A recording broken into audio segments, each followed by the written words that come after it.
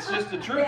The end goal isn't to get married. We kind of grow up in a society where we've been taught these fairy tales that, you know, we're looking for a Prince Charming if you're a woman. If you're Prince Charming, you're the toad looking for the girl to kiss you so you can be Prince Charming. We've been taught this whole fairy tale kind of thing, Snow White, you know, all this kind of stuff where we're going to find, as if that's the reason why we're in the earth, is to find a mate.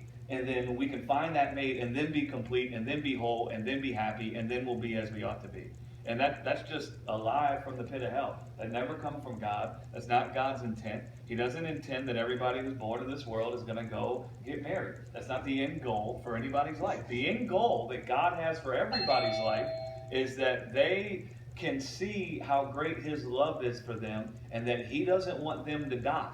And that He wants to save them from the death that's in the world so they can live with Him eternally. That's His end goal with somebody's life. That death found a way to come into this world. He never intended for human beings to die. And so now He wants to save everybody from death. That's what He wants to do. And so His end goal with people's lives isn't for them to get married. It's for them to be joined with Him because He can't die.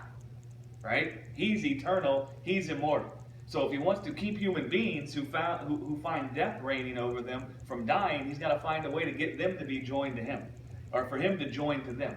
Right? And then for them to be aware of that. Then they can be saved from the death. So God's end goal has always been that man would be married to Him, so to speak. Right. If we want to look at it that way. For man to be joined together in one with Him.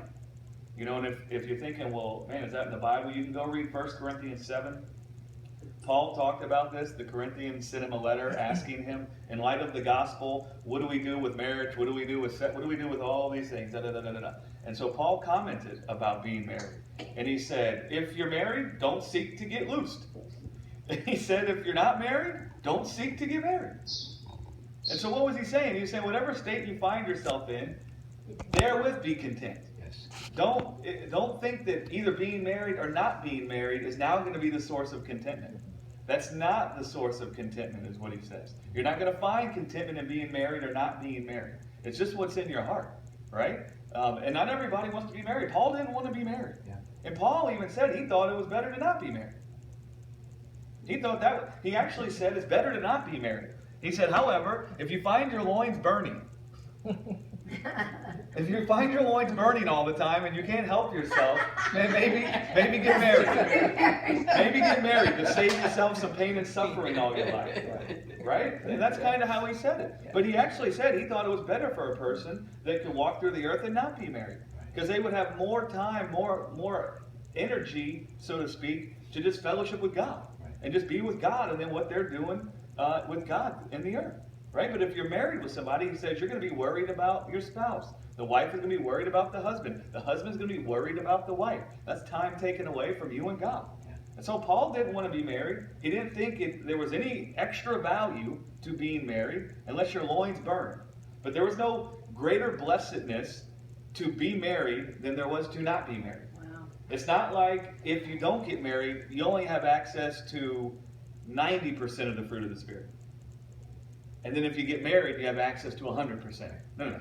Every person, whether they're married or not, can find all of God's life manifesting in them. And God's life does not lack. And so if His life doesn't lack, then no one can lack whether they're married or not. And what the serpent would want to do, this is how he gets a whole bunch of people to get married that don't even want to get married.